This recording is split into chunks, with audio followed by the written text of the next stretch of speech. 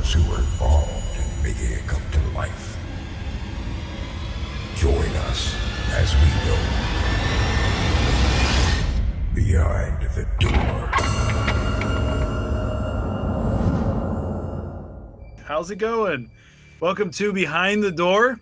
I'm Brian Black, co-creator of the Grey Rooms podcast and writer of things Raymond and Bob. With me, we have Gemma Amor, who is the author of our story, Cell Block B. Also, one of the co-creators of the new Calling Darkness podcast. Gemma? Hello! Also with us is voice actor Graham Rowett, has such a dashing beard right now. I love it. Hi, guys. Come for the voice, stay for the hairy chin. That is definitely his good side, don't you think, everybody? Also with us, we have Jason Wilson, creator of the Grey Rooms podcast and sound engineer. Jason? Hi, I'm here.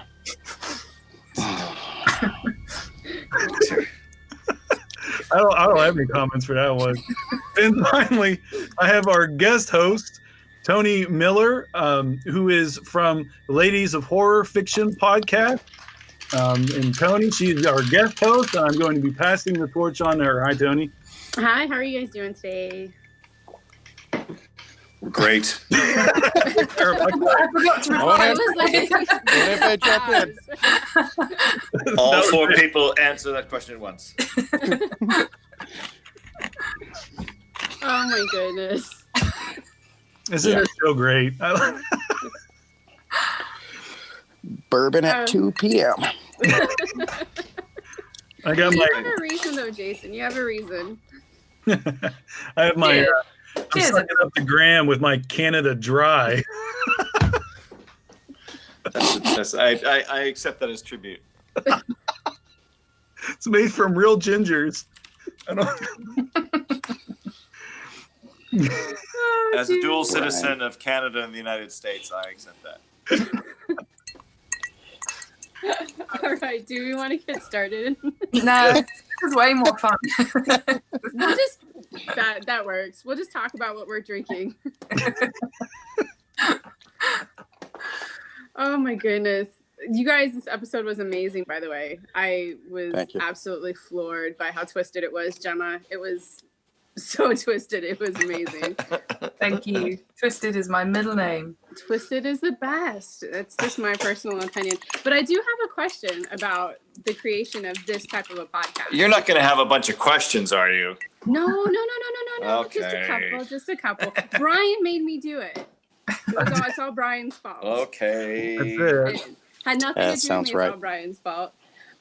So it's like a serial anthology. I mean, how did that whole situation come up? Hold on, just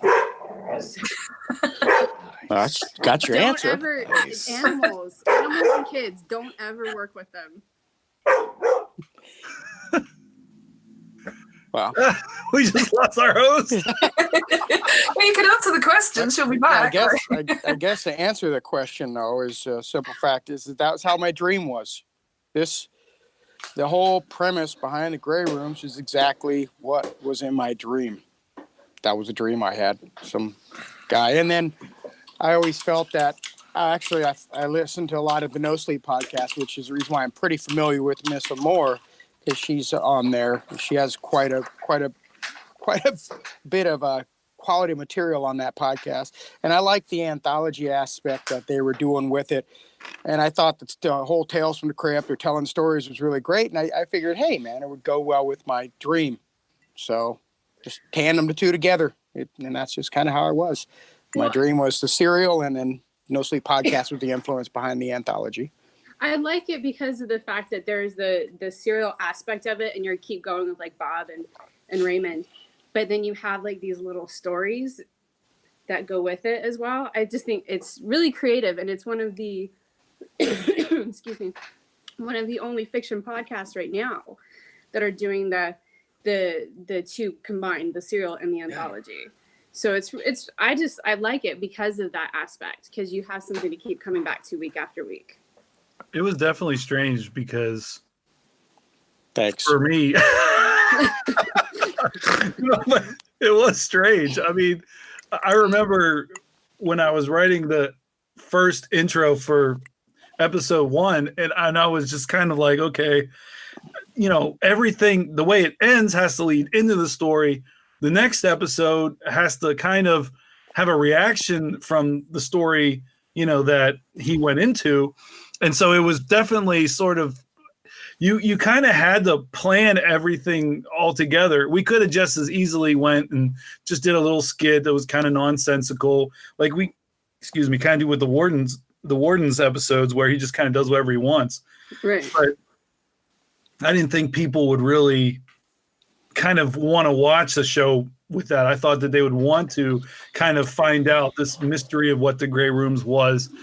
And, so that's kind of how it worked out. It was definitely interesting because when I was starting it, there wasn't a whole lot. I didn't know who Bob was. I didn't know who Raymond was. There wasn't a fleshed out kind of dynamic between them. And, so now it's kind of cool when I can listen. Whoa. I love it. Hey, I figured it out. You figured it out by doing nothing. Just did it for you. Man, for a second, I thought I turned into like, Bob or something. Max Headroom. Much better. Sorry, guys. We'll fix that in post. Wait, are you still on your phone or? No, I get to switch to my. Finally, the camera worked. All right. All right. Where were we? What's up? No. Let's go hands now. What's up? What's up? Bourbon at 2 p.m. That's what it leads to. I feel like that's a follow-up song to the, if you like the Pina Colada song, I think the Bourbon at 2 p.m. is the follow-up song to that. There should be a song for Bourbon at 2 p.m. after dealing with snow. Damn, great. By the way, Bo Chappell is singing about there being too many grams. Charlotte says To the tune of too many jokes, I assume. Charlotte says there can never be too many grams. I have this running joke that Graham is in every podcast ever made. So imagine if there were 2 of them. That's not a joke. That's the reality. It's just the truth. There's a horrible truth behind that. Well, technically, Bob is 2 grams, isn't he? Like 2 recordings or double recordings of Graham. Oh, that's right. Yes, 3 technically. Oh, 3 grams. How many grams does it take to get to the? Well, to actually get the voice of Bob, it takes 6 grams. 6 grams. Yes, a lot of panning. Lying on top of each other, yeah? Yes, they are. Yeah. It's like a graham sandwich. Like an awkward family photo where they're all stacked up on top. Oh, that's cool. But sorry, I think Toni brought up a really cool thing about the fact that the Grey Rooms is a combination of the serialized story plus the anthology stuff. And I hadn't thought about it, Brian, but you do have to comment. You do have to respond to those stories each week. Has that become something that's kind of, I'm not taking over. I just want to riff on what Toni asked, which is is that something that you now kind of enjoy doing? Yeah, I mean, I think that it's kind of one of those things where you don't get into sort of like a status quo. Like you don't just kind of like get bored of, okay, I guess I got to find out what Bob and Raymond get into today. Right. I can kind of use that situation to kind of kickstart some ideas for maybe where it goes. Like, so, for instance, with Fairy Tale, the character doesn't die. So I thought, okay, well, how do I explain that he doesn't die in the next one? And the birthday party came out and everything. And then, of course, after that, he starts throwing up. And then, so, and it's neat, but it definitely kind of has, and those stories have to some extent kind of, I started to think to myself, well, is there something about these stories? Are they maybe a projection of maybe some of the characters' past? Is there kind of like some possibilities that maybe these stories were targeted or catered specifically to him, and so I don't know. I'm not going to officially say that is what's going on, but it's not at all. Brian's lying. But I do think that it is something I kind of wanted to play with. you know, where with the stuff. Yeah. No, I think it's really interesting. And then I was thinking about this when I went through and I listened to all of them again this week. And jeez. I was trying to do my homework. Wow, well done. But so I was listening to them this week, and I was wondering if they were just like parts of his life all the way through. You know what I mean? Like little snippets of his life that he was re-seeing when he was in the Grey Room. So that's kind of interesting. Yeah.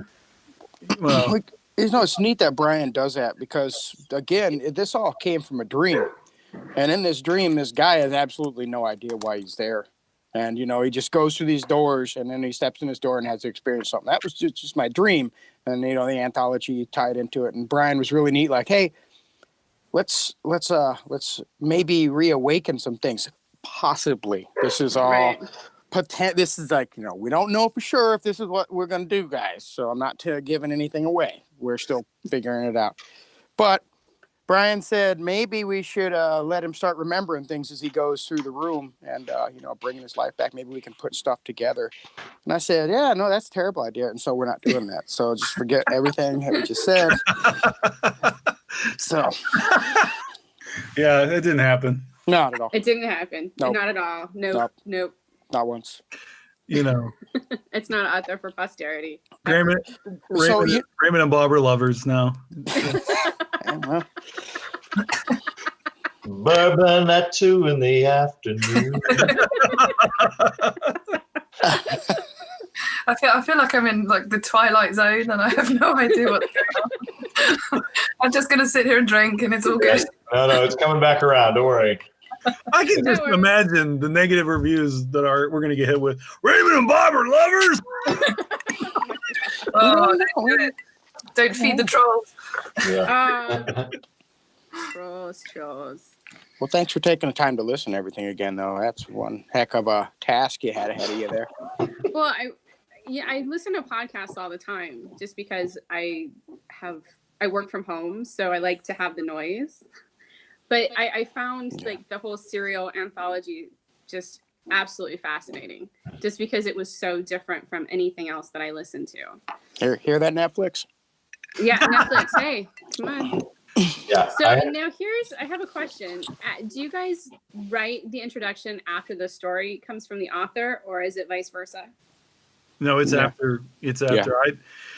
I didn't start working on those until we were getting ready to release the first episode, just because, for one, I wanted to kind of see how it was going to sound, because I didn't even understand 100% how this was all going to work. And then the other thing was, the first intro was going to be the most kind of dry, because I had nothing really. I had to introduce everything, you know, and explain it. So I was like, well, and mainly it was already heard on the trailer, so I just kind of played it safe. But then after that, now it's fun time, you know, like with everything. Now I can have everybody in the dark, and Bob is gone, and snakes are coming out of nowhere. And, you know, it's kind of neat. I told Jason, I was like, Jason, I can do whatever I want. Pretty much. Yeah. And that's the beauty of podcasts, though. Yeah. That is such the beauty of a podcast, because you can do whatever you want and people are going to listen to it. There's always an audience for whatever you want to put out there. Yeah. Within reason. Within reason. I'm still trying to get one where like Jason ends up having to sing, but he's weaseling out of that one. I don't know how. Yeah, we don't want to lose listeners, but remember, I was a musician, but I'm a drummer, and I was a death metal vocalist, so I can do that if you need. Torture comes in all forms. I used to live with a death metal band for 2 years at university. Awesome. Oh my goodness. They were called student Nephrak. housing. It was. What was their name? They were called Nephrak. They were good. They were good. I don't really know much about death metal. That's a nonsense word, right? Like Nefrak. Nefrak. I don't think they're around anymore. That's fantastic. A long time What ago. are we going to call ourselves? Oh. They were good. They were good. I mean, they were loud, which I guess is the point. Like I don't know metal very well. You drop They were something loud. on your That's all plate, that and you're like, matters. oh, Nephrak! I just want to know how they came up with that name. They were nice. They were nice boys. They were lovely. But they weren't very tidy. But nor was I. So you know. Student housing. I went to university at University of Reading in England. So Oh, did you? Yeah. Oh, cool. so I know about student housing a little bit. You ever catch a Nephrak show? No, I never caught a Nephrak show. Alright. No. We need to look them up now. We need to. You know what? Let's do that real quick. Hold on. I'm sure there's something on YouTube you could. Yeah, because there's nothing else. When you Google those letters, nothing else is going to come up. There, kill the Nephrak, Hunter the Reckoning, kill the Nephrak. I don't know. Well, I know it's not going to come up. Bourbon and 2 in the afternoon. Somebody has to record that now. We need to get some Nephrak music on our soundtrack, man. Come on. So For sure. you're looking for a bike rack? No, a Hang on. Nephrak. I will find them. I will email them to you. Let me see. Oh, no. There's actually Oh, no. something that is a Nephrak. It's a fandom. What if that was Bob's real name? Nephrak? Nephrak. Possibly. Sounds like something from the Dark Crystal. It does, Oh, I right? love that film. Right, where's Yeah. the chat on this thing? Hang on. There we go. On this here computer thingy. There we What's- go. Try that out. There you go. Well, it's kind of funny. Brian said that he was waiting to hear how everything sounded. That makes 2 of us. Because I had an idea of where I wanted this to go, but I didn't know how I wanted it to sound either. So I just knew I wanted it to be extremely unnerving and binaural and just big, full. And Brian came along and started writing all that great stuff. And it's really, the dominoes fall really easily when we get together and work. Plus Graham came along pretty much right away at the beginning, and he made life a lot easier too. So when you got all these, we got all these neat little buckets you can pull talent from, and it just really makes things a lot easier. So it's kind of actually, I can't say that the Grey Rooms has its own kind of a sound. Again, I'm kind of just just jumping off of what Brian said there. I think that it's ever evolving. I think season 2 is going to sound a lot different than season 1. Mm-hmm. So. It's still going to be full. It's still going to be disturbing. I promise you that, because I think I got something wrong. I don't know, but You have something wrong, just a little bit. I mean, I'm wearing a death metal shirt right now, so This episode is brought to you by Dr. Pepper. Dr. Pepper. it's my old band. See, there's Nebraska on there. Wow. Oh, yeah. I toured with Soulfly, brother. Nebraska, the place of hardcore people. Yeah. You ever seen the movie Children of the Corn? Based on some reality. I'll stick you in the middle of a corn maze and laugh Oh my at you God. as you try to get out. Corn mazes are really scary. They're Yeah, very, just very walk frightening. through it. It falls over. I It's know. not scary. It's kind of a tradition for us to go to corn mazes every year because I don't know why, but my wife loves it and makes her happy. So we do it. And we go with a bunch of people from Ohio. And I tell you, there was this time I went with this guy. He's he works out all the time. He's like a big muscle head. And we go with him, and all of a sudden he gets this idea that we all hide and we jump out and scare people, right? That are Awesome. Great cute idea. old ladies and kids that won't cry at all. So we do this, and all of a sudden these 3 teenage girls come by and they say, "Oh my God, let's play Marco Polo." So they're like, "Marco," and then this dude who's huge and scary and looks like the Hulk comes out and goes, "Polo." Oh my gosh. That is so horrible. Good story. See, I think I don't think Marco Polo is something we play over here, because I like polo is something you ride around on horses and hit bats and balls. And, No, no, that's not how you play. No, Marco Polo is kind of like a hide and seek in a sense that you can do it to where somebody has their eyes closed and they're saying Marco, and then you say Polo and they're using just their hearing to find you. And when they find you, then you're Okay. it, and then you say the Marco. Usually you Right. play in a swimming pool. Yeah, it is. Yeah. Because that makes perfect sense, if you're Yeah. in water and at risk of drowning, then Yeah. closing your eyes is really good. Someone's like, Where's Cliff? Like, He poloed out. You're like, Yeah, but and then there's rules though. You're not supposed to get out of the water and all this other stuff. It's Okay. crazy. it should be an Olympic sport. It probably is somewhere. Yeah, I would be surprised. So we should go back to the show. Sorry. But more about Marco We just- Polo. Who's Marco anyway? Exactly. These are important questions. Well, you have to find him. Everybody must know. You gotta find, he's like You Waldo. gotta find him, and then you can ask. Oh my god. Marco is Waldo's brother. He could be. He could be. You never know. What other water games do we play? Oh my god. There's the clean answer to that, and then there's the completely can't broadcast answer. I'm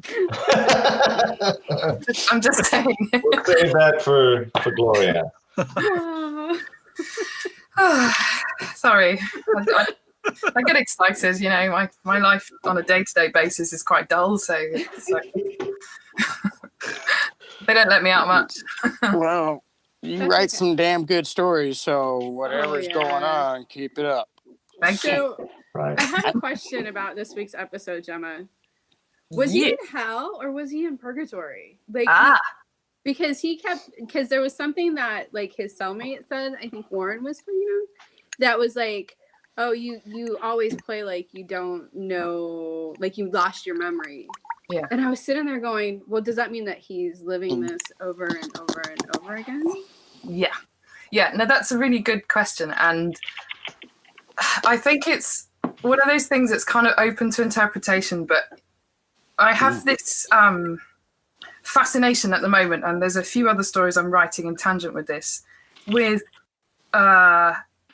three things: with purgatory and people's personal depictions of hell. So your own personal idea of what hell is, and I think the Grey Rooms fits into that, because what you were saying earlier on about what's actually happened to him as he goes through the rooms, and in my mind that's kind of like, it could almost be seen to be a version of hell. You're going on this journey, and every time you think you get a bit of respite, you open another door and it all gets fucked up again. So that's kind of one of the things that really interests me at the moment, is people's personal ideas of hell, what it means to be in purgatory as well, and to be stuck somewhere and to not get any resolution for anything, and then the idea of retribution and vengeance, which I'm heavily interested in at the moment. And Brooks Bigley, who you all know very well, once said to me that all of my stories had like a motif of vengeance, and I think there's probably something to that. So to answer your question, he wakes up every day and he's in this prison cell and he has no knowledge of what's happened, but it's clear that this has happened to him multiple times before. And I won't put any spoilers in, but the ending of that isn't necessarily the ending, if that makes sense. So Absolutely. you could say that it was hell, or it could be maybe he's stuck in this purgatory and he can't move forward and he can't go back. So Right. yeah, either or.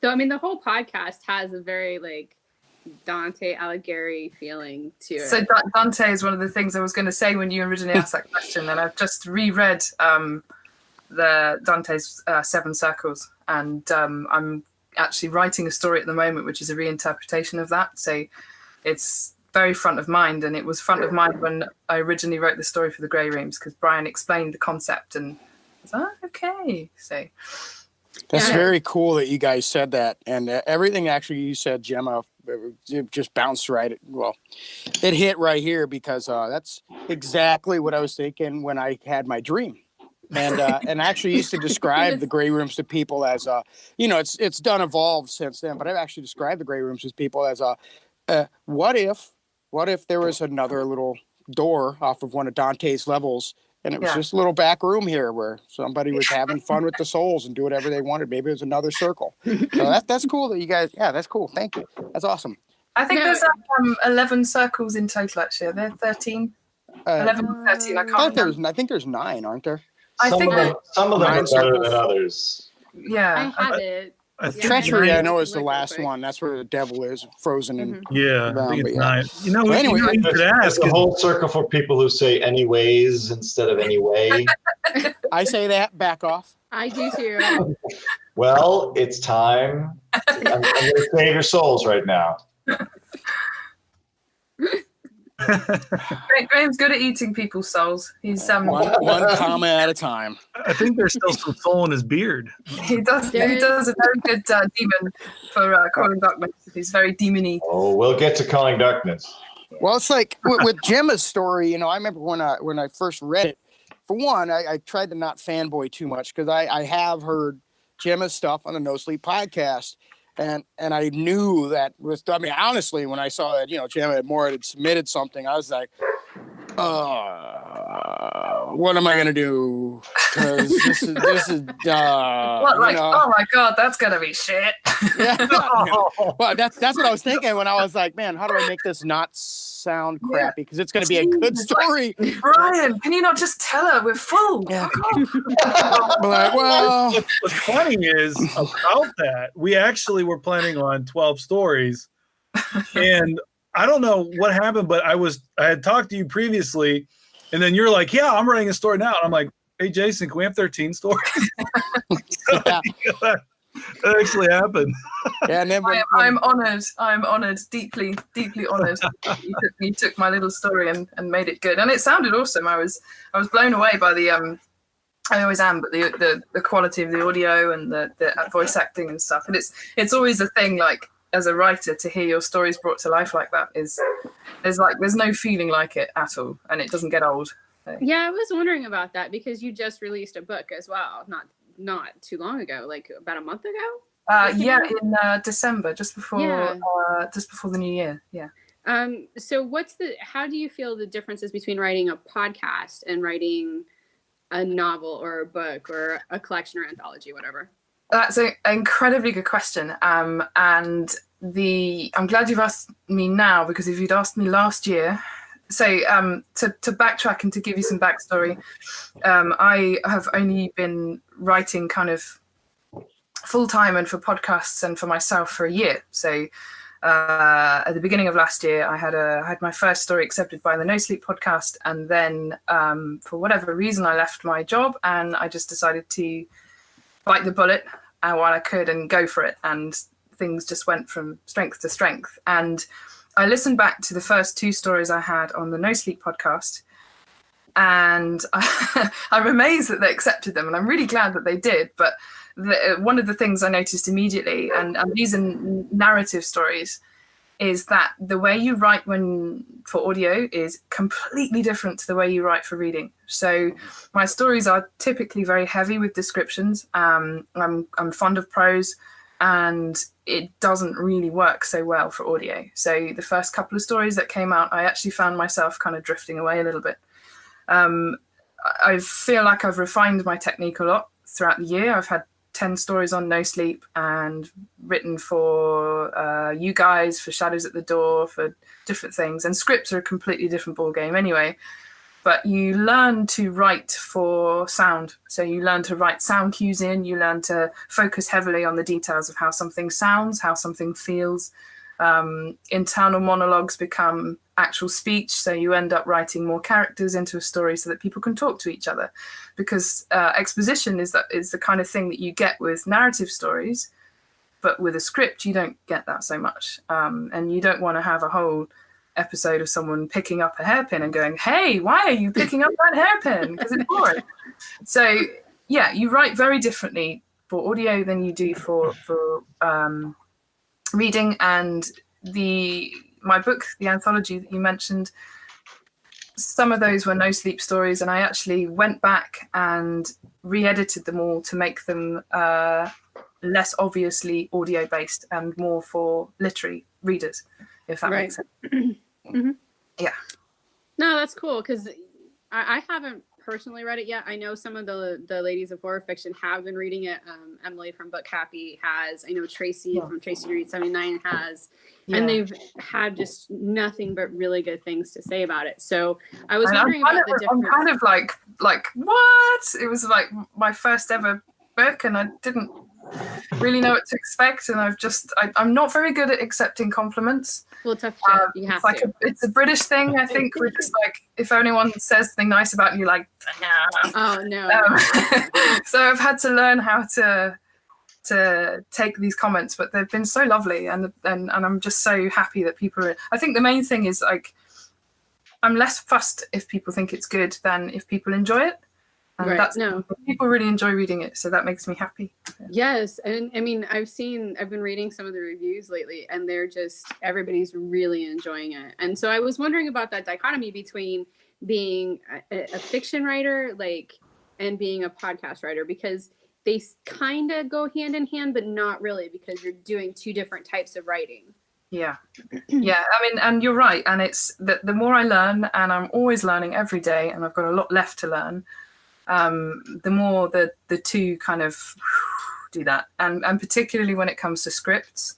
So I'll use an example for people that might not know. I'm co-writing another podcast which has just had its first debut episode out now. Very good podcast at that. A very good one. It was, yeah, I would agree. Yeah, and so the first episode. Say the name. We missed the name. Yeah, sorry, Graham. Graham's in it. No, you don't. No, it's not for me. For just for here.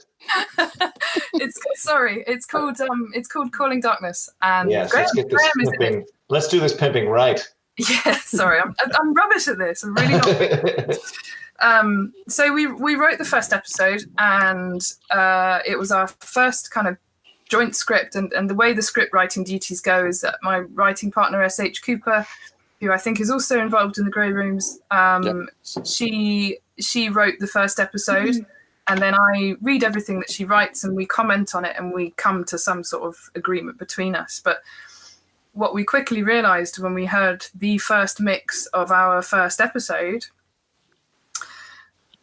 it kind of fell a little bit flat. So everything looked good on paper, it sounded good on paper, it sounded professional, and it didn't have much that zinged about it and brought it to life. So we kind of put our heads together, and we went back and we rewrote big chunks of that script to try and remember what we were doing this for, which was to make people laugh, to scare people, but we wanted it to be full of personality. So that writing journey in itself is something that we've very quickly learned as we produce things and as we hear them come to life.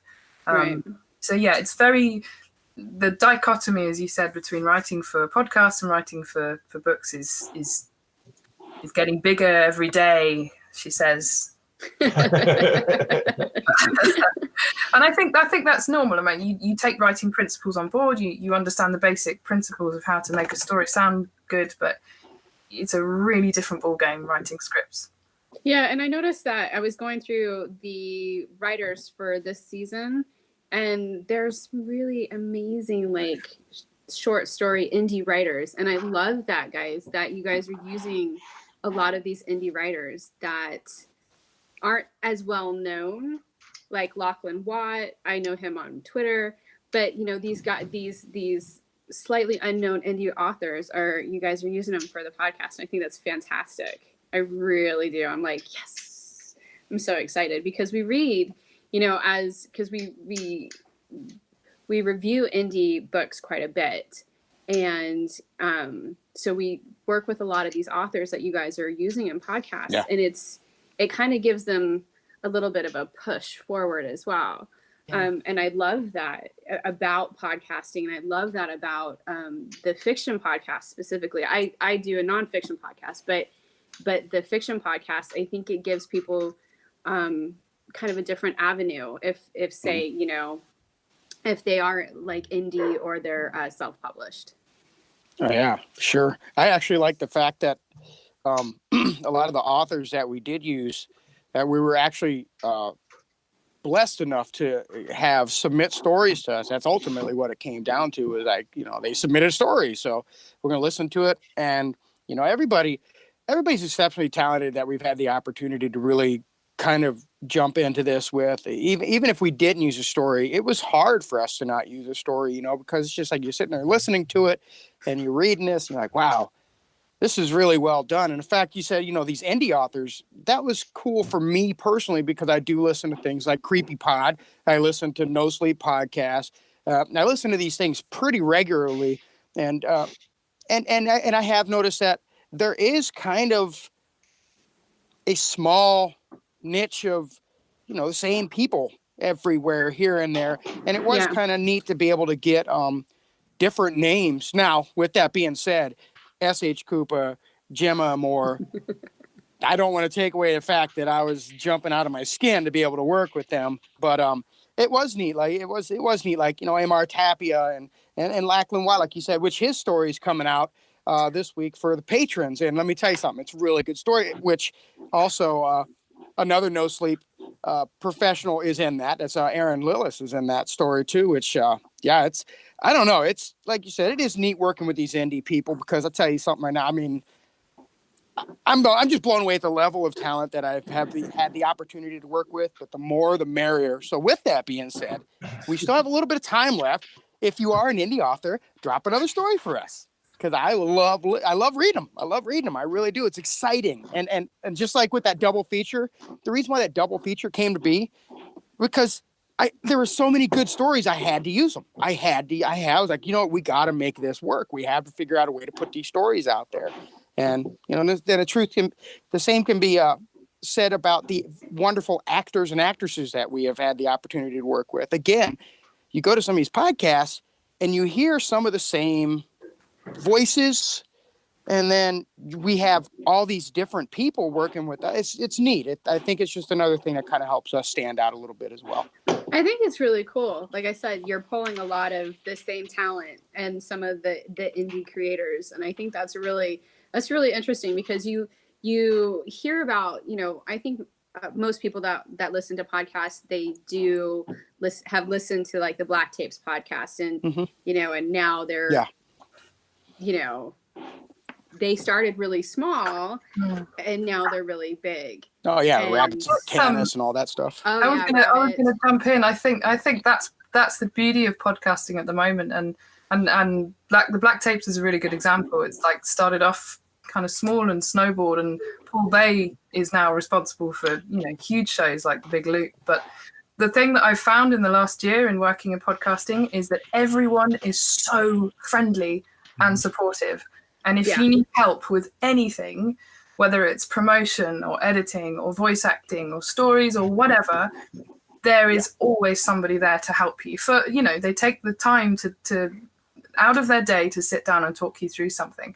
And it's something that I noticed at the UK PodCon. We just had our first ever PodCon in the UK. And it was just full of people who went, yeah, I'll help you with that. And it was so friendly. And I think indie authors can really tap into that. Mm-hmm. I think so too. I think that's why podcasting is appealing to a lot of indie authors right now. Like writing for a podcast is because it does get your work out there without having to go down some of the routes that other indie authors have to go through, where they're having to submit to like to collections and anthologies. And I wouldn't be published if it wasn't for people I met through No Sleep podcast. Yep. They, it's as simple as that. You meet people in the industry and they take an interest in you. And podcasts are really good for that. One thing too is unlike, like some writers might just take stories that they have in their backlog, maybe they hadn't gotten them published, and submit it.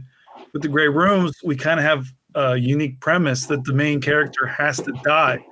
And so people might not all have that in their typical story. So when we did ask people like Gemma and others to write these stories for us, in a lot of cases, they had to just write a new story from scratch. And I don't think they had really a lot of time from when we started kind of asking for these.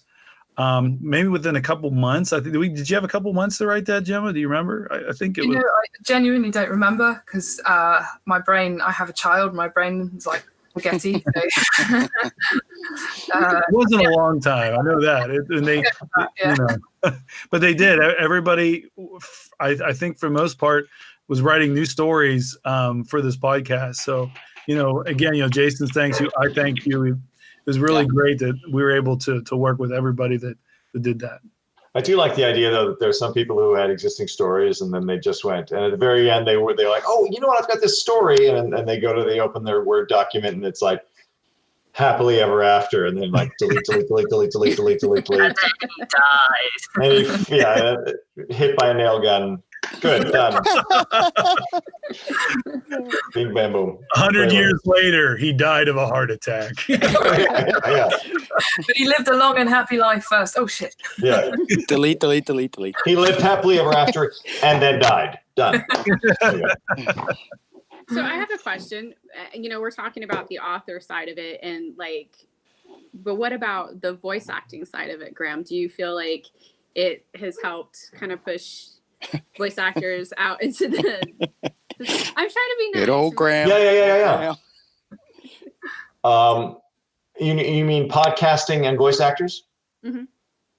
Well, my take on all of the voice acting and audio drama stuff is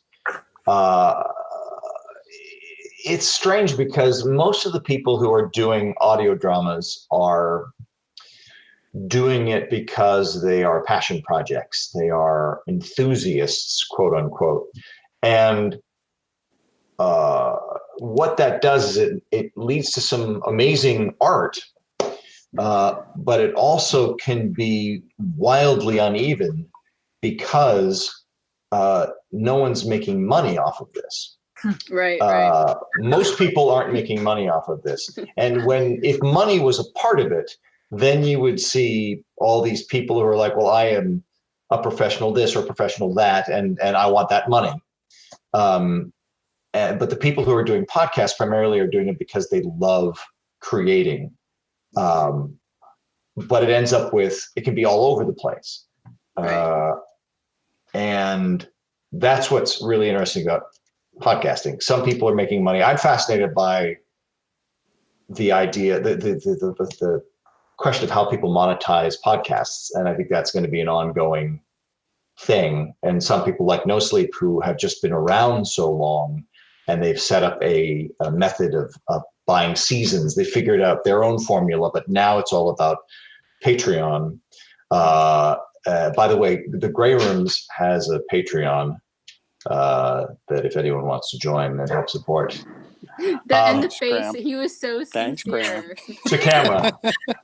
He's like, But for me personally, I am a professional actor in my regular day-to-day life. I walk down the street, spouting monologues. No. But for me, all of my professional work has been sort of gated by agents and managers. Mm-hmm. And I might audition for a project and then I have a callback and then I wait 3 weeks and then I start rehearsals and that goes for 4 weeks and then the run goes for another 5 weeks or 2 months or 6 months. And that is satisfying, but what I crave is to get to do what I was trained to do. And so for me, getting involved in audio drama, and I didn't I needed to have, I also moved and had the space to set up my own studio. And for me, it's a little like being a kid in a candy store, or another way I compare it to is if you had a racehorse and you Right. trained him to race, but most days, all they got to do is walk in a circle. And so for me, it's the joy of getting to do what I was trained to do. right.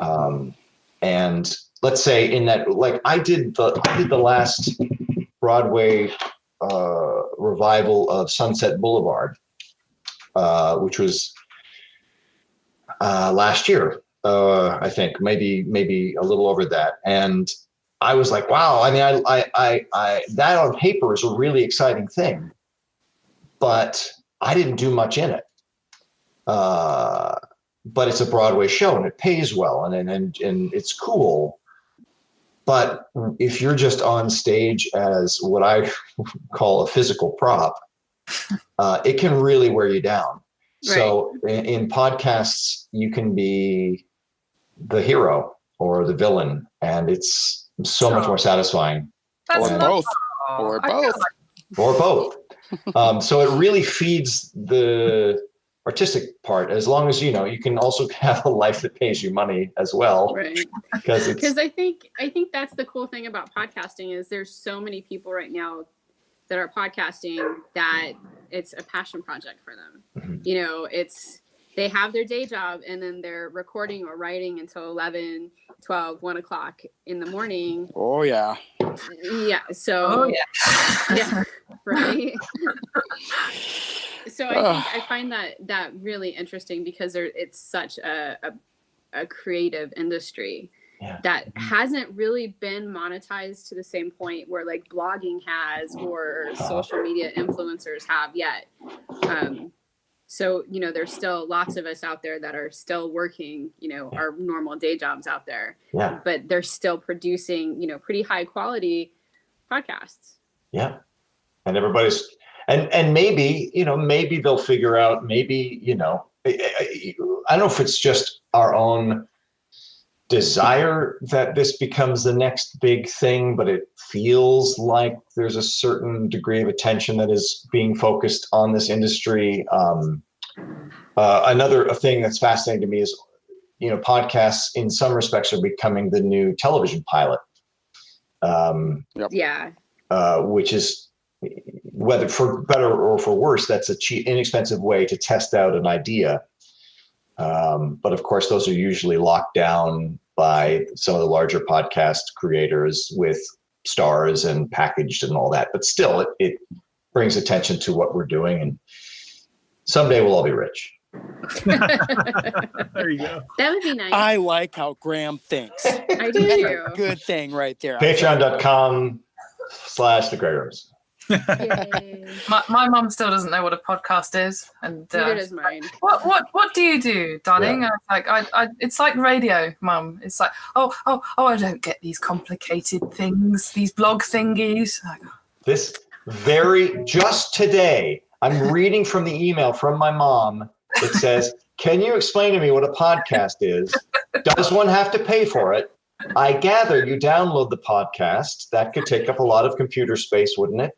Could it be deleted after being heard?" Okay. And so she has some questions. She has good questions. These are the questions in my mum's questions, which is what's a podcast, over and over again. Yeah. And Just have them get an app and stream it. You don't have to download it. No, I send my mom the link to our podcast and then she clicks on it, and as long as it plays, she's fine. But if it does anything else, she's on the phone going, I don't know what it's doing. Yeah, apps are a step too far for that generation over here. They're like, just send me the link. Right. And then there's also going to be the thing my mom may not, there are things in this world that I do that are not meant for my mom. What do you do in your spare time, Grace? I don't know how to, My mom waits till midnight every Friday that there's an episode. Well, and listens. She might not always like the content, but she listens and she lets me know. Oh, that's cool. See, fortunately, I took a little bit of extra work and I got us onto the Alexa format. So my parents just go and ask the Alexa to play the Grey Rooms, and it'll play the Grey Rooms podcast on the Alexa devices. So I tell you, if they could go back to just flip phones, big fat buttons, no text, they would do it. But they also like to send pictures and stuff. So there's an avenue if you just don't want to mess around with apps or anything like that. If you do have a smart device, one of your smart home devices, just ask it to play us because it will. I don't think my mom even has internet, but it's good stuff. Maybe I'll start there, getting her internet. But then she'll be ringing me how does the email work? How do you turn it on? What's the flashing light mean? Oh man. We are on YouTube. We love you. We love you, moms. We love you. Do. I'm not doing that. I don't love you that much. Sorry. But actually, we like you, moms. One thing when Graham was talking there is, I wanted to point out too is that Graham is a professional, highly professional. If you go to his website, you can check out all of his demos and see what he has done, find out information about it. Heck, you could just Google Graham and find out stuff about him. And it's been an absolute privilege for me, because it is definitely a passion project. I work 2 jobs to try to make this work and everything else like that. And to have Brian and then the level of authors we have, and then to have somebody like Graham wrote it. Yeah, pretty much an A+ like star role in this at almost every corner is it's humbling, and it makes me love the guy. That's so much. And everybody else too, because I tell you, man, it is a project of passion. And when you have such exceptionally talented people join in and share that with you, it's mind blowing. And sometimes you don't believe it. You're saying like, no, it's not real. It can't be. And then you get something like Gemma's story, Cell Block B. I read it. Absolutely wonderful story. And then Graham sent me his recordings, and I was like, okay, this is gonna be awesome. And it was. I loved it. I knew it was going to be dark, because Graham did such a great job in that, in Gemma's story. So, and then Warren, that's a funny story in and of itself. But let's talk about and purely selfish. I get to do great stories like Cell Block B, and how cool is it that this story is, as an actor, you get to play a character who has no idea what's going on, and all I have to do is sort of anchor that story in my own idea of how I would be responding to a situation like this. And you can play that entirely naturally. You just imagine that situation and go, what the fuck? And then, 3/4 of the way through, as an actor, you go, oh, wait a minute. No, this guy, he's actually not right in the head. And then I did completely shift into a different character with a different goal, and it's all messed up. And that's catnip for me. It is so twisted. I mean, the whole series is twisted, and it's fantastically twisted, though. My wife is a twin, by the way. Wait, your wife is? My wife is Michelle. Yes, she has a twin brother. Oh. Yeah, I'm obsessed with twins, and there's been loads of psychological studies about and really quality American TV shows, twins gone bad and things like that. Where like one is good and one is bad, or both are evil, or like it's. Is that a real show? I know, that's crazy. I need to find this. I know. This is our next binge show with me and my wife. Good. There's definitely one. I think it's either called Twins Gone Bad or Evil Twins. I think that's the Learning Channel. Evil Twins. Evil Twins. That is a real show. Evil Twins. Yeah. I think it's on like Investigation Discovery or something. I think. Like all of that true crime American TV comes over to us, and we get it on our Freeview channels on satellite and on digital, and it's just like I would eat that stuff. Like, just give me all the true crime, feed it to me. So I'm obsessed with twins, and I love the idea of one being good and one being bad, but genetically they're identical. I think I might do another twin thing. Yeah, that was crazy how the ending of that story, like Graham said, he completely metamorphosed into, I just totally screwed that word up. Damn bourbon 2 in the afternoon. He changed into instead of being kind of like this hapless victim guy running around like, what the heck's going on? What is happening to? I needed to see inside him. Like, what the hell was that? What are you talking about? Yeah. And then the way he said it, almost begging, crying. Yeah, Graham did a really good job of just making it sound like, what? Well, I just wanted to cut him open and have a look inside. Like, what? Like, he was almost scarily convincing, and I'm wondering whether it's like a long lost twin that Graham is not telling us about. Yeah, not anymore. Not anymore.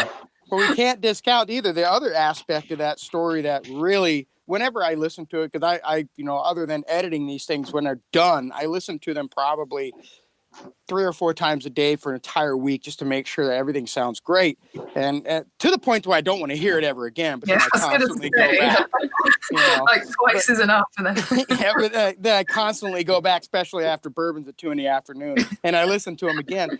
And the Alistair Mackey's character, the warden, he played in that. Good. And I didn't realize he's from Scotland. Yeah. He's Edinburgh, Scottish dude. And like, where did that voice come from? Did you hear the double feature? He played the Wilson Brooks guy. Did he? Okay. Good. When I first heard that, I said, "How is this Scottish guy sounding like my neighbor?"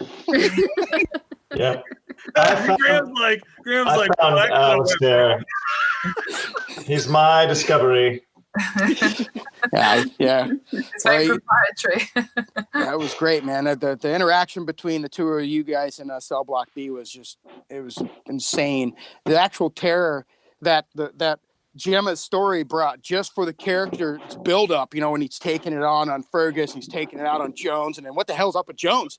He's swinging. He's obviously been gutted, but he's talking. What the hell's going on there? I wanted to do more with that as well. If I'd had more words to play with, I would have done at least 2 more inmates and similar stories. But I thought it was excessive. And well, no, I like it. It's just I think it adds to more like the almost what the hell's just the Hellraiser. What's going on here? Like what's happening in this world? It was so. That's my favorite. Good my favorite for sure. Such a good film. But when Graham mentions that when you hear Alistair's character say, "Hello, McCready," and it's like, oh God, he's at his door.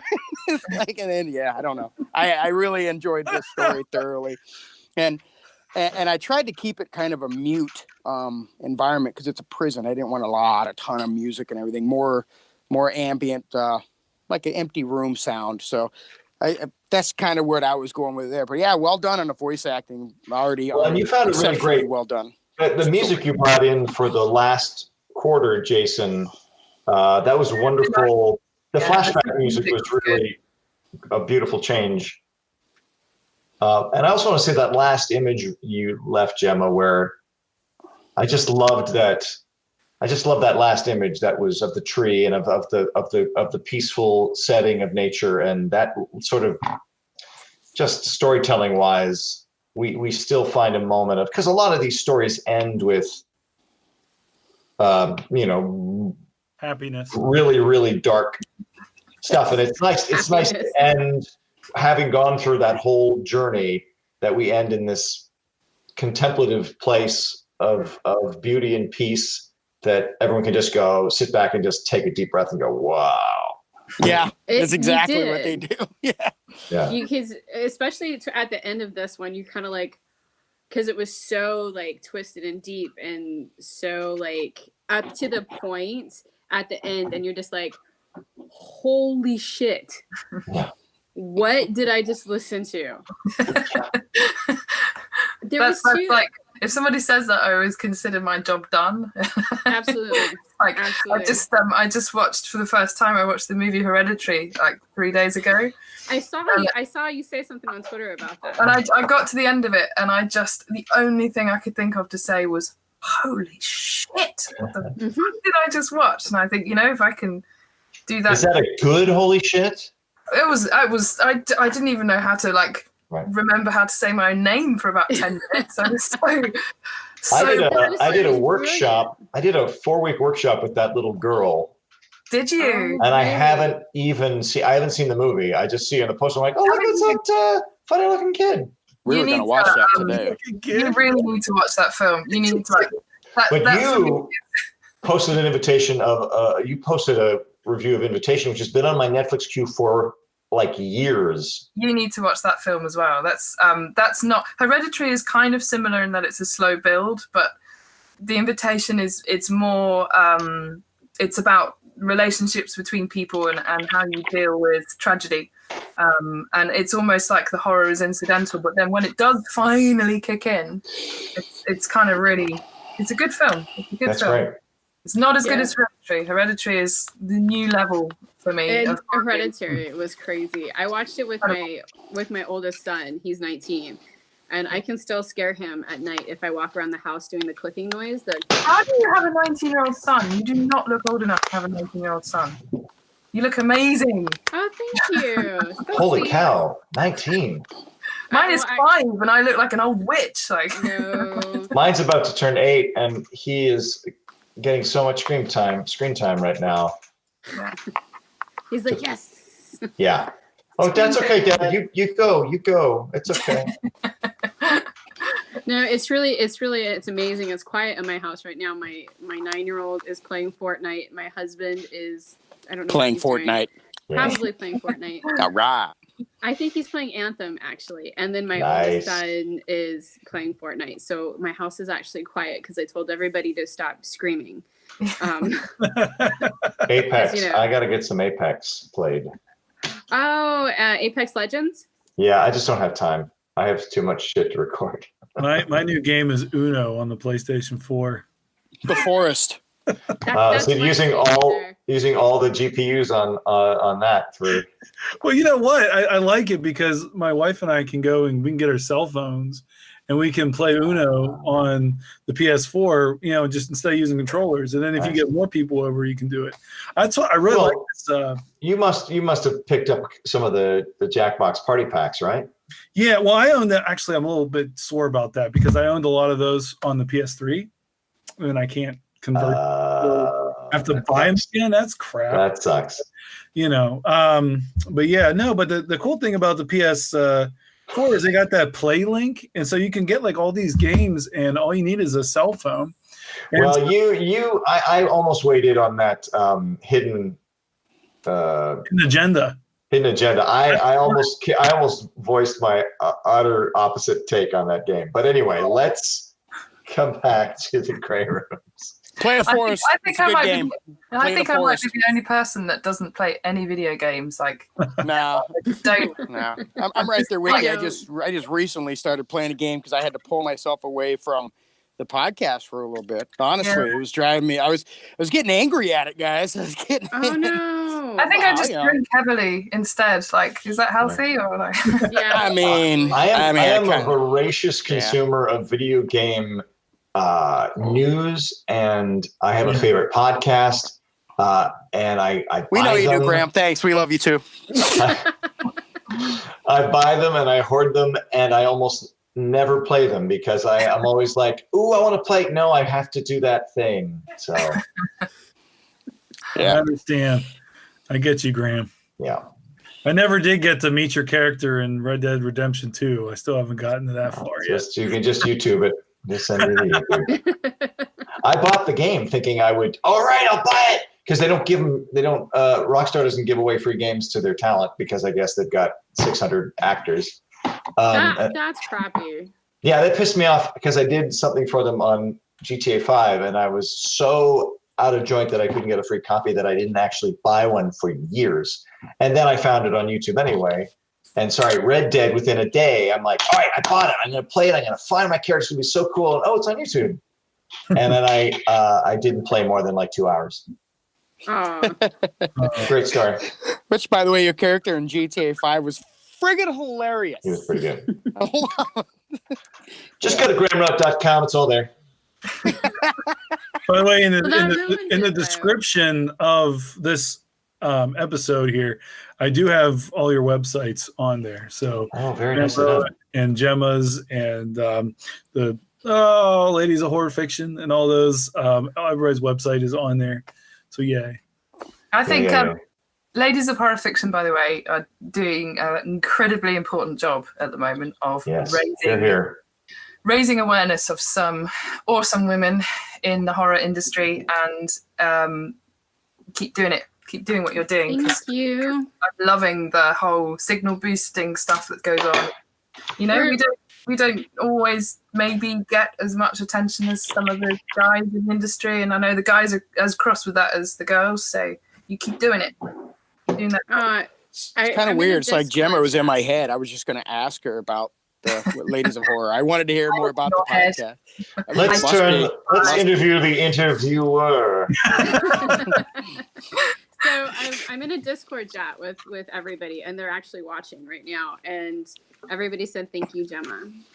by the way. Thank you. Yeah. Well, because the main problem that we've had, I think, with women in the horror genre is the fact that, and you can still see this come up on Twitter, you see it come up in Facebook chats, you see it come up quite a bit, is that people just don't know about how many women are writing horror right now. And it's a huge number of women, and it's good horror. It's scary, and there's a lot of body horror, and it's gory and disgusting and twisted, and we just don't hear about them as much. And we're not sure if it's a thing where women aren't promoting their stuff as much as men do. I think there's some truth to that. I think women aren't naturally as comfortable kind of shouting their own wares as perhaps some of the guys, because I'm friends with a lot of people from both genders and non-binary people on Twitter in particular, and I do notice the guys are more comfortable promoting their own stuff. There's a very active guy who's just been nominated called Gabino Iglesias, and he's like, you know what? Fuck it, I'm going to sell you my book every 5 minutes of the day, and it works. And that's, I think, maybe us ladies need to get more comfortable with doing that ourselves as well. Right. And that's why we do as much boosting of books as we do. You know, we review books. We work with some of the other women that work in the different horror industries. We have people come on and do guest posts. And Gemma, you're writing for Lillian, as a matter of fact, on Sci-Fi and Scary too. I am, and awesome. I've started doing movie reviews now because I started off years ago doing movie reviews. I wanted to be in the movies when I was, a kid, and it never happened. So this is my way of getting some of that magic back. And I'm a massive film nerd, so happy about that. That's good. Yeah, and good stuff. Lillian's really cool. And our project came out of, we were working on another project. We're a bunch of bloggers, and we were working on another project together last year, and we all left that project, and we kind of all banded together and said, okay, well, let's do something that we're passionate about and that we really are that we really have a lot of passion for. So we started Ladies of Horror Fiction one night, and there was 4 of us, and it just kind of snowballed from there. And everybody that we work with now, I mean, we have amazing Instagram wizard in Emily. Mm-hmm. We've got amazing Twitters, and we're all bloggers, so we all have our own blogs. So we're just doing a lot of stuff, but we hope that we feel that it's really helping. I feel like it, and you work with people like Nightworms and with Sadie Hartman, who's Mrs. Horror. She knows everyone in horror, and she's really good at kind of getting behind the whole women in horror thing as well. So I think it all helps. I think there's an important conversation to be had about equality and gender and how we approach that in horror, because it's traditionally seen as the realm of the male, and women are perhaps not seen to be as fucked up as guys, but we all are. We are. Just ask my husband. We are. I think we write horror in a different way.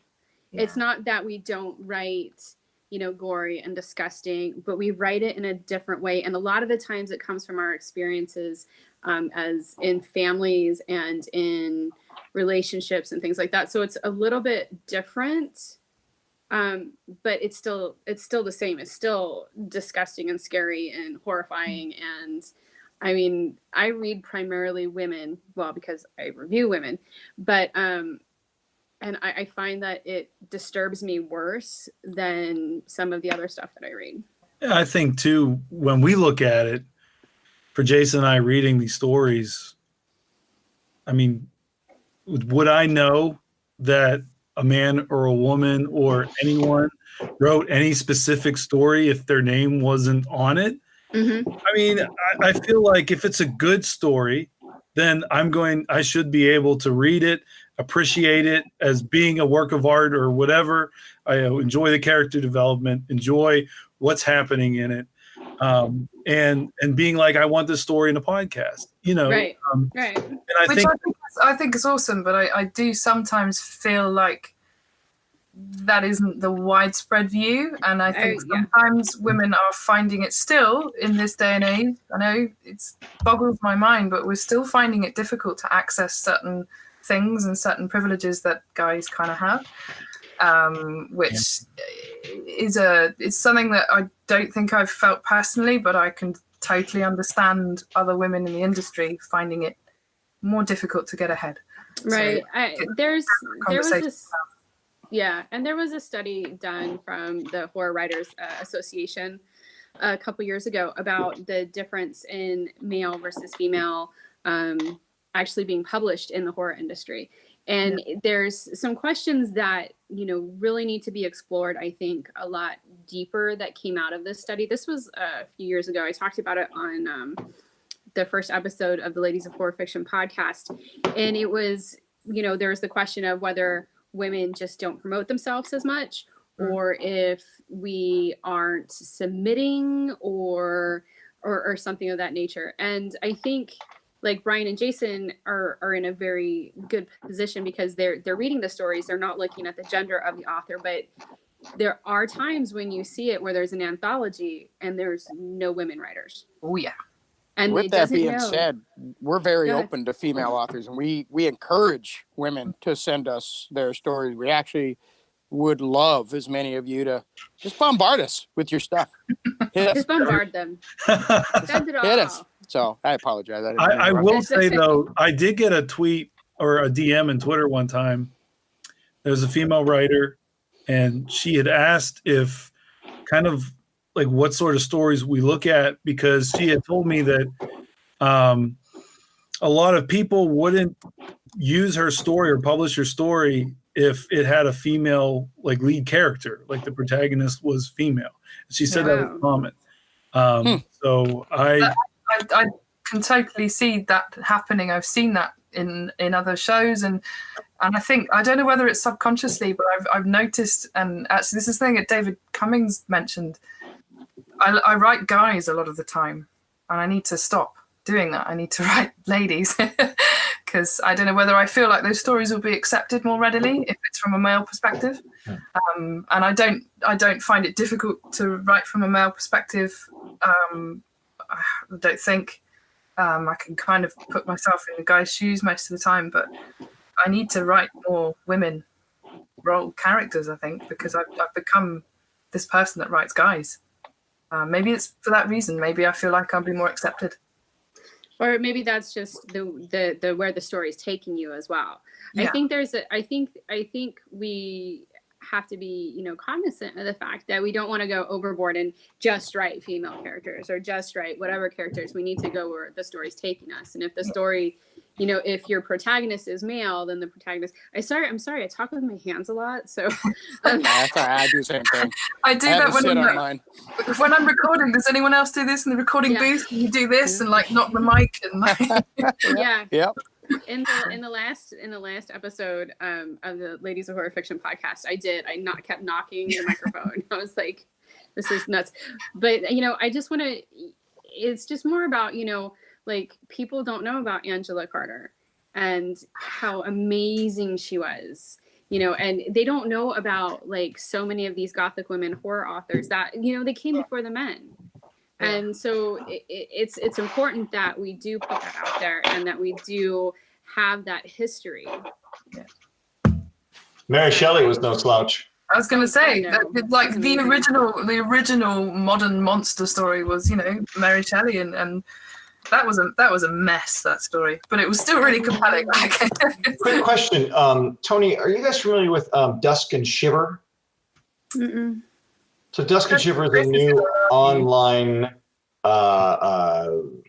literary magazine. I guess you can say an online magazine, quarterly magazine that specializes in horror, speculative fiction, fantasy, and I believe the team is all women. And you might want to take a look. And I'm sure they're new, so I promoted them a little, and I know that Gemma probably knows them through. This is a great time to talk a little bit about Calling Darkness, because that is a project that came about with women coming together saying, we are not happy with what we're getting to do as voice actors, so let's make our own show. Yeah, pretty much. Just to finish your Dusk and Shiver is, like you said, predominantly female-led. There's a lady called Christina Menente, and she is one of our audio ladies for Calling Darkness. So they are like a magazine, online magazine, but I think they also do narrated versions of those stories. So, Calling Darkness, for those that don't know, is an audio drama fiction podcast. We are a 10-episode season. Each episode is about 30 minutes long, although they're creeping up as things happen. And we have a very strange mix of cast members, where there are 6 girls, one of whom is myself, who on the large part were amateurs, and we kind of got together in a group chat, and organised by Charlotte, who's another contributor to the Grey Rooms. Yeah, love and Charlotte. we were the general aim was to share casting calls with each other. And then I was in the bath, as I am for quite a lot of the time, on a group call with all the girlies, and I was like, well, if we don't get cast in anything, because, I'd never done any voice acting or anything. I was like, if we don't get cast in anything, let's just make our own podcast. It's like if we're not married by the time we're 40, let's just marry each other. Well, yeah, now, or are you talking about the girl? Well, it sounds like one of those pacts. Like, if we don't get anything, let's just make our own thing. And it sort of, the idea snowballed, and then we started writing, and then I started chatting to a few people in the No Sleep world, noticeably David Cummings. And then before we knew it, we had a full cast and almost all of the script plotted out. And we had the incredible actress Kate Siegel on board, who is our narrator, who you may have seen in The Haunting of Hill House. And there's our second series in the running, which is very good news. And it just became this big thing. So we've just released our first episode, and the feedback has been really lovely so far. We're really happy with the feedback, and we've still got a long way to go. We're mixing episode 2, I think, as we speak. But yeah, and that'll come out Thursday, right? Yeah, and we were aiming for like a bi-monthly release. So this Thursday coming is episode 2. Nice. And as Graham said, it's very predominantly female-heavy cast. I mean, we have Graham. Graham is our lovely demon overlord, and we have Dan Zapula, and we have some lovely guys on board. But it's predominantly birds, doing our thing, and we're trying to bring a little bit of normalcy to the horror world, in that girls talk about stuff, and they talk about sex and vibrators and this and that, and we talk about everyday stuff, and there's a place for that in horror as well. So that was the premise, is we wanted to make a podcast that was basically our group chat in audio drama form, and that's kind of what happened. So it felt fun to listen to. So. It felt personally like the response to Calling Darkness, on at least from what I could see on social media, was as everybody as one kind of went, oh my God, where has this been? and in the best possible way. Like, this is a fantastic premise, and it's for saying, I don't think it's a weird comparison. It's like when I went to see Black Panther, and I was like, yeah, where has this been? Yeah. And it feels like that's why everybody is so excited for Calling Darkness, and I know it's going to just continue. I hope so, and I think as the characters develop, and we make a lot of writing decisions now based on whether or not we think a character would actually do something, and the main thing for us is, again, the horror is not really incidental, but we want to tell the story of 6 girls, and it's not like you see in teen movies or whatever, girls don't always get along. Like, I find a lot of women really annoying, and that comes out, I think. And then you learn to, as guys do, you learn to work around each other's like corners and rub each other's edges off and stuff. And yeah, I think the girlies have got a lot a lot in them, and our narrator has also got an awful lot ahead of her as well as the story continues. So, and there's this dude playing, our demon overlord, and he's all right. Oh, he's a bad dude. Yeah. He likes Christmas music, though. Does he? I can recommend a good band. Wait, who can remember the name of the band from the first part of our... What was the name of the band? The death metal band? Nephrak. Oh, that's what you're I don't know what you're talking about. Yeah. I was just seeing if I could remember it. Like Mike Lee? I know. Bourbon at 2 PM. That's going to be a hit. That's a hit. Which I had to change my earbuds. Sorry, guys, if I sound a little different. Oh, Bourbon at 2 p.m. Sorry. Karaoke classic right there. Let's wait. I can't wait till Thursday. And of course, Behind the Door will come out on Friday.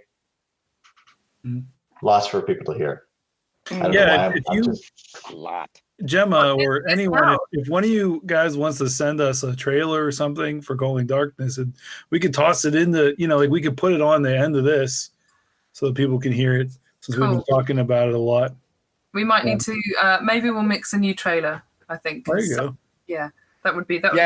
You have your people contact my people, we'll get it done, we'll get it taken care of and stuff, eh? I'll send a carrier pigeon.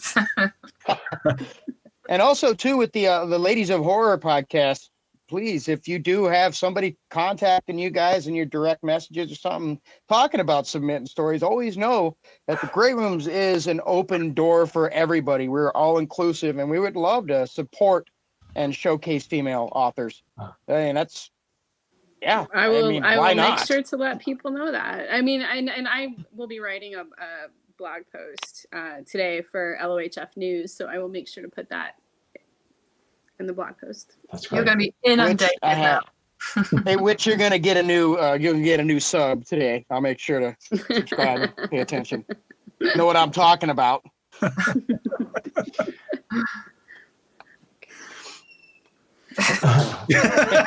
Tony, that doesn't quite work on audio. It doesn't, does it? I can see what you were doing, you naughty minx. It was like a digital high five. Don't sweat it. It was. Yeah, absolutely. Right.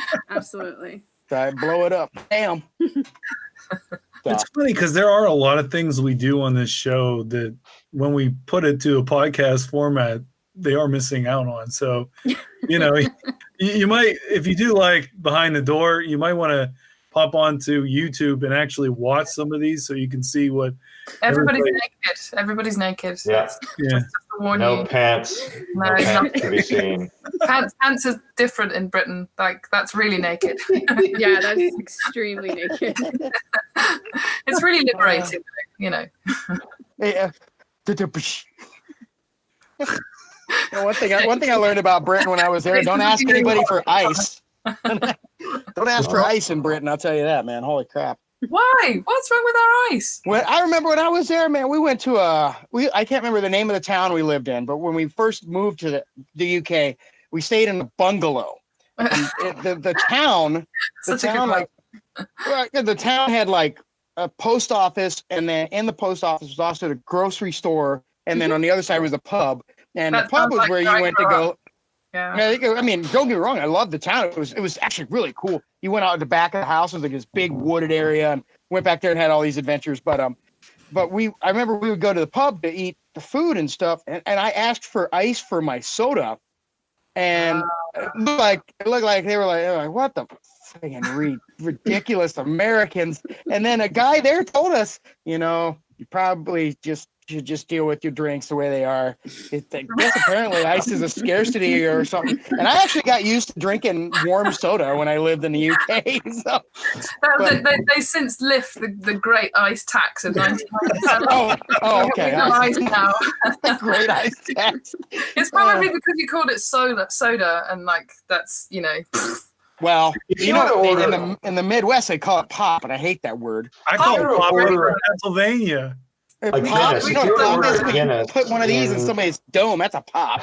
Yeah, it's not a pop. Pop. There you go. I'm not going to Nebraska and asking for pop now. Jeez. Yeah, dude. Pop.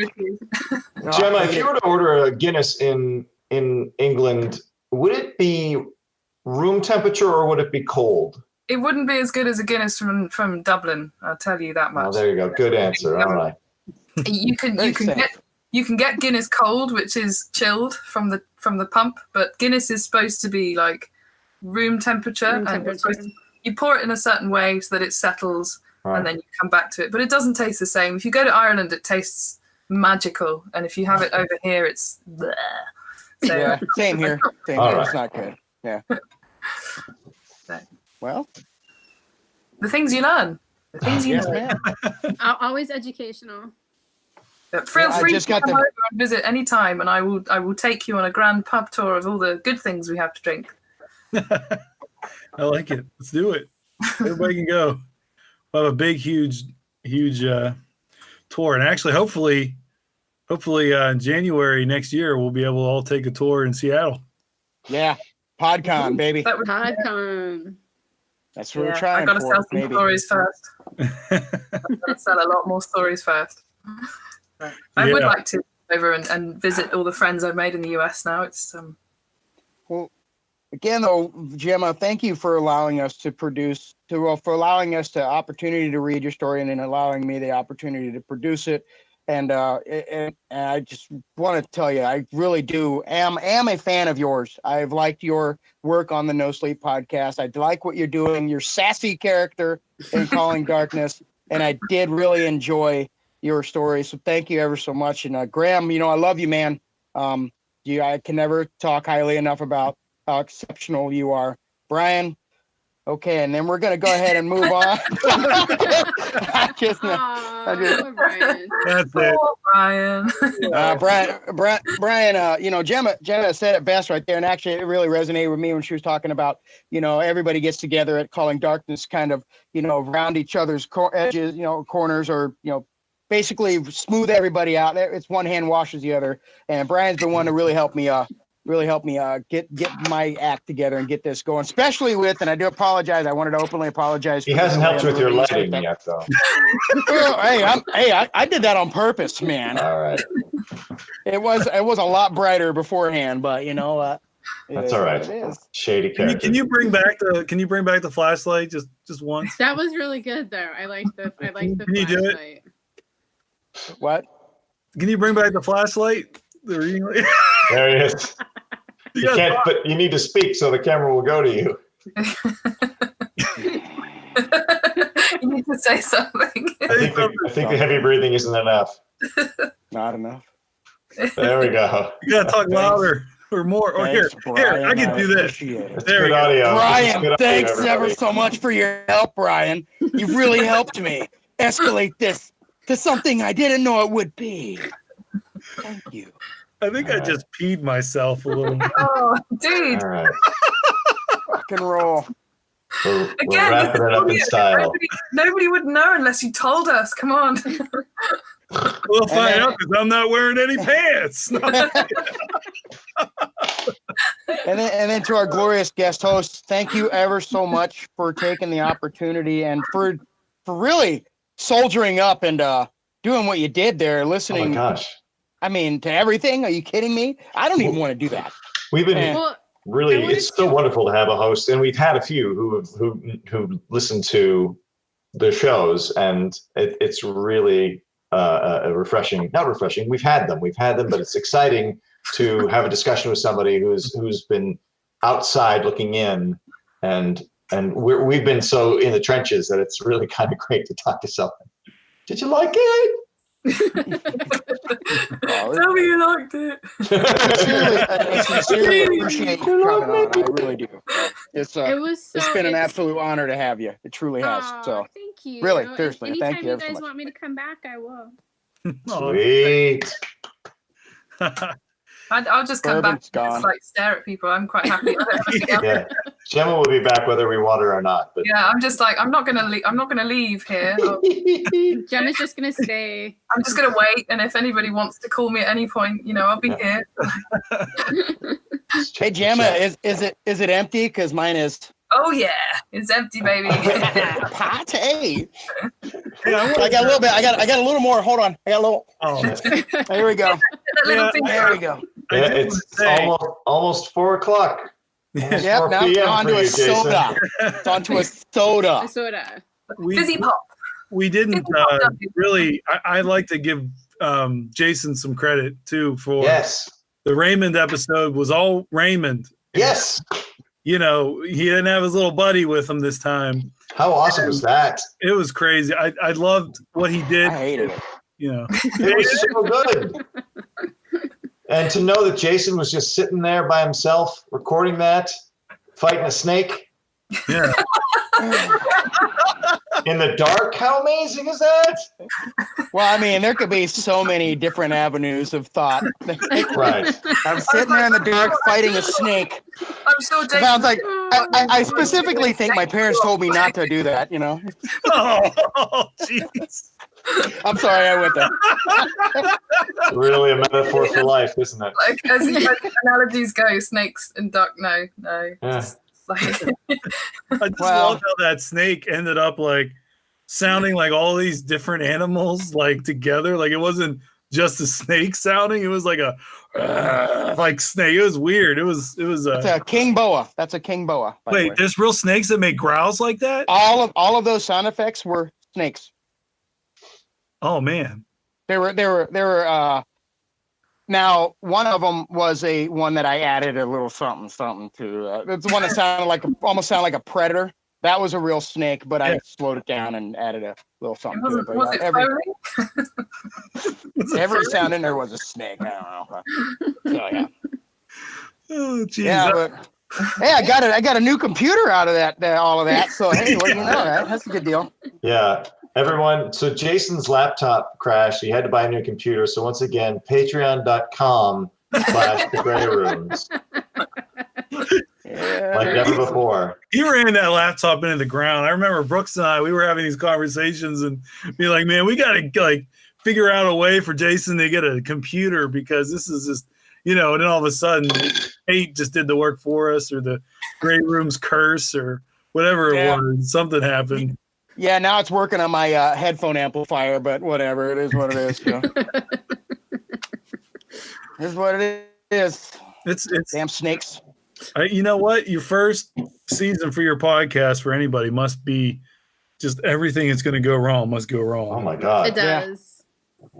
Yeah. Oh my God. I think it was mentioned earlier that, you know, you jump into podcasting because you just really want to do it. And then you're just like, boy, it sucks. I mean, granted, you still love it, but you're like, holy crap. And then someone says something nice about you on Twitter and you're like, oh, that's all I needed. That's all I needed.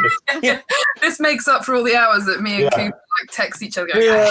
every second. Jason, can you change this one thing? 2 years later. Look at him. He's not going to say. He's just like, I hate you.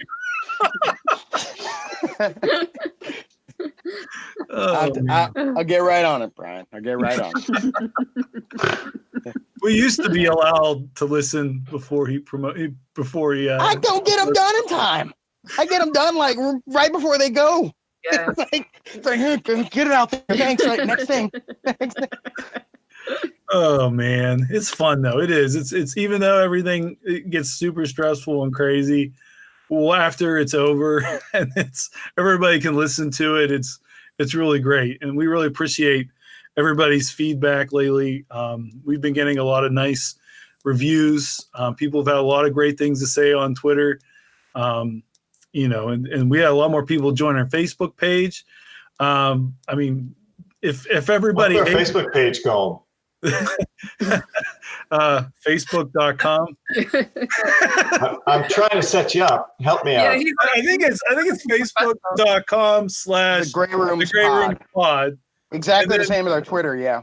And then there's Facebook.com/groups. Just look for the Grey Rooms emotional support. Yeah, just look that up. What's the last word in that? Anyway.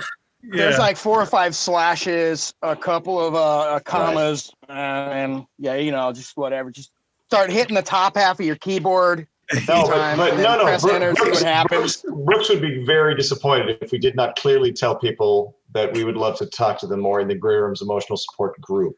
That's true. It would be Oh, and really, also, really speaking of happy. Brooks, I'm sorry. You can also find Calling Darkness on Facebook. Yes, you And can. Twitter. We have a what are those things? Fan Tumblr? thingy, page Friendster? group thing. What's that called? It's called something. Oh, you have a group. You have a group. You have a Facebook group. We have a group. Just look for Calling Darkness, and you'll find us. We have a coven. That's it. We have a coven. There we go. That's Oh. And they're on Twitter too at Calling Podcast thank because you.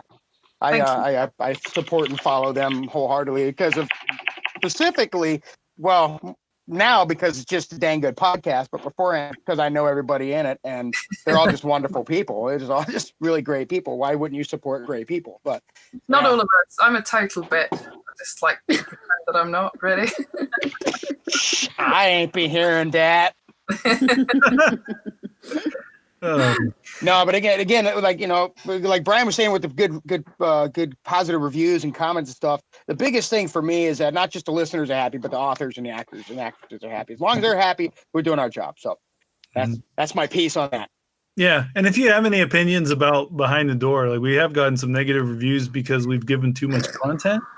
I mean, like too much content? What? right. If you do was think we need to do ridiculous. something with Behind the Door to maybe clean it up or make it shorter or longer or whatever, I don't know. Just let us know and we'll work at it. I mean, this is kind of a work in progress anyways. We're still trying to figure it all out. You It's just funny though. you Yeah. do you. You do you. I think reviews are kind of brilliant and all that, but I think you stick to what makes you you and what Honestly, makes you happy. when I read that, I was just like, that's ridiculous. Just Right. But I have some my people that are own little never comments happy. on that, and they're gonna stay. I don't know. but I want to Let's say put it this way. One, I don't care. one of the responses seem to be I'm going to summarize it as, who do you think you are to think you're so good that you should record this little self-congratulatory how it was made podcast? Nice try. And it's like, yeah, but at the same time, recording the podcast is because we think we did a good job, and some people want to hear it. Like it's just somebody coming in with a negative sort of, who do you think you are? You're nothing. And that kind of energy is just poison. I have a rule, and that's just don't read reviews of any type. Don't read good reviews. Don't read bad reviews. Just don't bother. Because it doesn't change who you are, and Right. it doesn't change what you're doing this for. So just The don't. good reviews are not going to make you feel any better because you're already feeling pretty good, and the negatives are going to drag you way down. So Exactly. Just don't read reviews, guys. That's my one piece of advice. Not that anybody asked for it, but I'm telling you anyway. Easy like Sunday morning, done. just keep doing you guys, because this part of it is kind of nice because you get to see the author, you get to see the actors, you get to see Brian and Jason, and so it's nice for those of us that do listen to podcasts a lot. Like, you don't see a lot of other podcasts doing that, you know what I mean? So it's something kind of a little bit extra that's kind of nice to have everybody in one place and get to talk to them. Yep, Netflix, Amazon. You guys hearing this? See? What, you want a Netflix show of just us hanging out? I want That now would a be show kinda everywhere, cool. all over the place. AMC, TNT. I don't give damn. I want on your local news. TNT. Jason's at home sewing keys onto his big old cloak. Big dreams, big dreams. Yeah. If you don't swing for the fence, you never know. Yeah. Exactly. Got that right. Reach Well, for the yeah. Even this podcast, Behind the Door, we did the first one for one of our preview episodes, and you're like, the odds are there weren't going to be a lot of people who are going to watch one that might have come so early. But if you don't start, you're never going to do it. And Right. then that over time, the audience will likely build. So if you build it, they will come. That's a great movie, and it was filmed in Nebraska. There you go. Just saying. That being said, let's talk Thanks, about Kevin. projects. Gemma, what kind of stuff you have going on? We know you have Calling Darkness, but you have some other things. So many things. So many things. I just don't even know what my own name is anymore. Okay, quickly then, I'm writing a new anthology that will be out this year. The theme for that is, surprisingly, retribution. So that's another collection of short stories to follow up from Cruel Acts of Nature. I'm writing a novella at the moment called Confessions. I am also writing, I'm crowdfunding for as well. So if anybody feels like throwing a few hard-earned pennies my way, I'm crowdfunding to help me to produce another novel called White Pines, which is a paranormal mystery about a town that disappears. A whole town, it disappears. It takes all 1,370 residents with it, and there's a big mystery surrounding where the town has gone and what the fuck happened. And I'm also going to Nebraska. I want to produce that. and I know that it is a real town as well, but this is a different one. I'm going to narrate the audiobook of that as well, if I can crowdfund enough to help me hire an audio editor, because I don't want to do that shit myself. No, you don't. So there's that. I am working on a secret project. I am working on Calling Darkness. I'm also putting together another podcast, which is about monsters and cowboys. That also stars this dude called Graham. Like, I don't know if you've heard of him, but he's basically in every podcast ever made. Graham Norton. God, This is he's everywhere. Graham Norton. I hate that guy. So he plays a very complicated guy. He's the anti-hero of the storyline. The storyline follows a sheriff who is retired, who has to recount the what happened in the town he was sheriff of 30 years ago, when people start mysteriously vanishing and turning up murdered in horrible ways. And the sheriff has to team up with his arch enemy to try and solve the mystery. So that's coming out. I have I've got a short story and an anthology coming out that I probably can't tell you about just yet because it doesn't have a name. Probably more no sleep stories. A few other bits and pieces I can't tell you about. I think that'll do for now. That's pretty good. Did you fill your glass? Did you fill your glass? Hey, and also we can find you. Your typical social media handle is many little words, right? It is. That's me. But you can also search for Gemma Amor, and you can find me on Facebook, on Instagram, on Twitter, and I have a website which is gemmaamorauthor.com. So I'm around on the internet. Now, just sidebar. I hear the word amour, and I think the love and the stories you write. Yeah. There's an interesting sort of tension between your name and your writing. Is that intentional? Was that accidental? No, it's my maiden name. So that was my name before I got married. People always assume it's a pen name, but I like to keep my private life separate from my public life. So it's just what I was called before I got married. And I kind of missed the name when I got married, and so I thought, why not? I'll go back to. That's awesome. Yeah, I think we're from North Africa. I think the name is originally from North Africa. I've been told. Fantastic. So, All right. What about you, Graham? You got any projects coming up you can talk about? No, just stuff.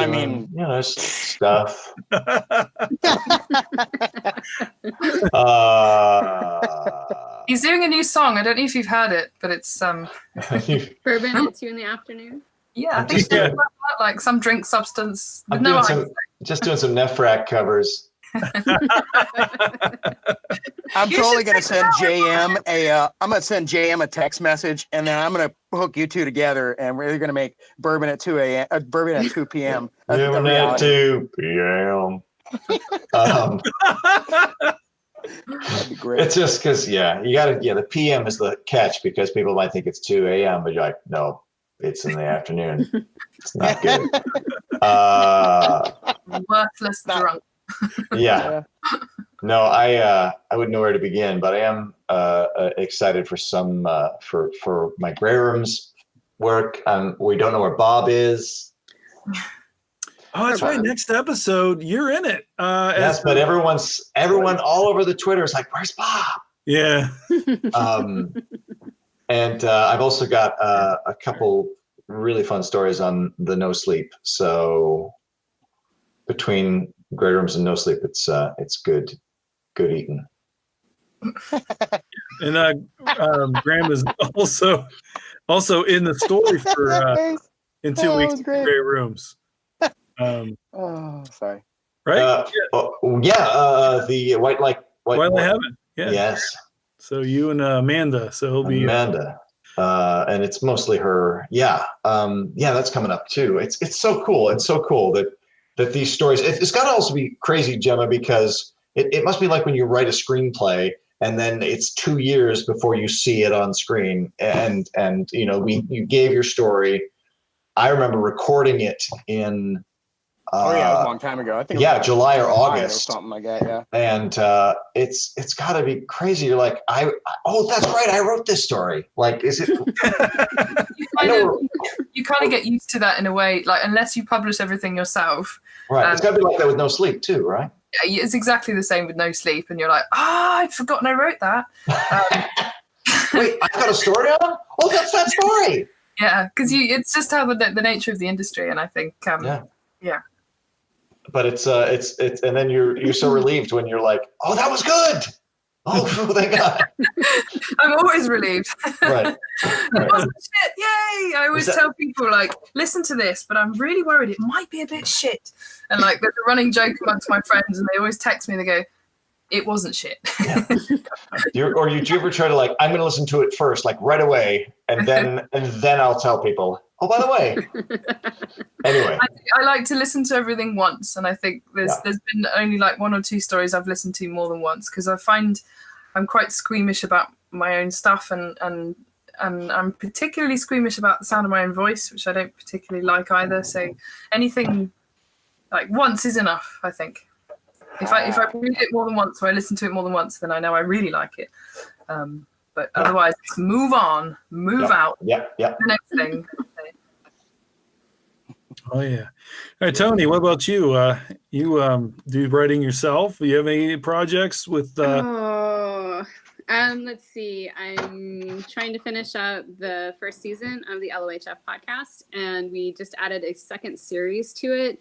And basically I talk about an original women of horror, and then I read one of their stories. So at the moment I'm reading Lois the Witch by Elizabeth Gaskell.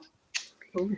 And I'm doing a couple nonfiction horror articles for Apocalyptic Realm. And I just started writing for another horror website called Horror After Dark. So I'm writing for 3 blog sites now as well. So cool. Nice. Yeah. Busy. Everybody's busy. Ride or die. Pretty much. Yeah. Sweet. All right, guys. Until Netflix comes around, then I can pump out more than 13 stories a season, Oh, come on. We're going to have a double, right, for season 2. Nope.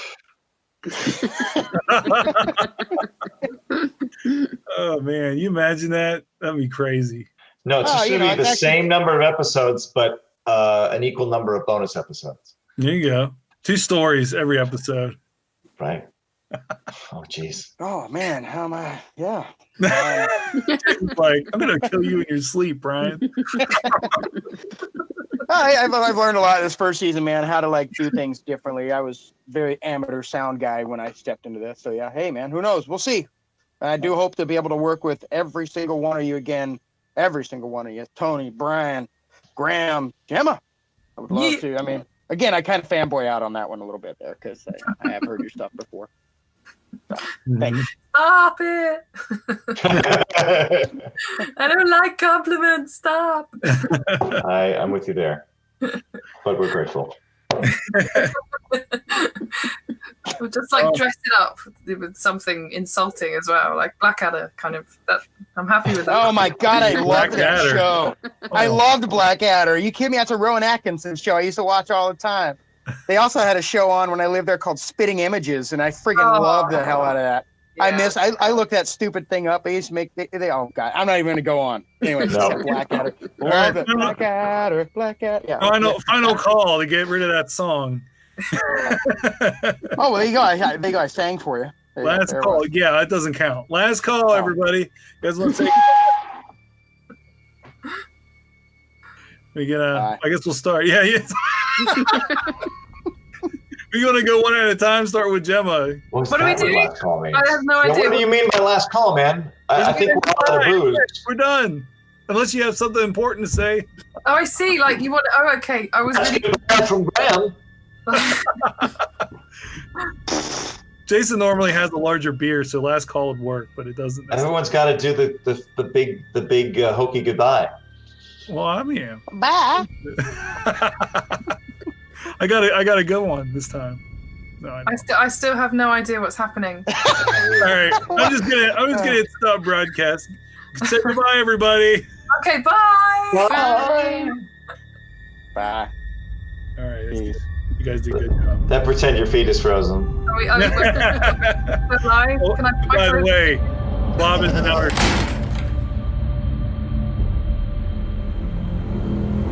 Join us each week after every episode for another edition of Behind the Door.